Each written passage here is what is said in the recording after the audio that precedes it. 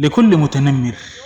ما مهم لو إنه دي صورة حقيقية ولا ما حقيقية، لكن أنت كمسلم ما مر بك الكلام ده، فتبارك الله أحسن الخالقين. ما مر بك ولقد خلقنا الإنسان في أحسن تقويم. ما مر بك قوله تعالى ذلك عالم الغيب والشهادة العزيز الرحيم الذي أحسن كل شيء خلقه وبدأ خلق الإنسان من طين. ما مر بك قوله تعالى صبغة الله ومن أحسن من الله صبغة ونحن له عابدون. ما مر بك قول الله سبحانه وتعالى هذا خلق الله فأروني ماذا خلق الذين من دونه. ما مر بك قول الله سبحانه وتعالى هذا خلق الله فأروني ماذا خلق الذين من دونه.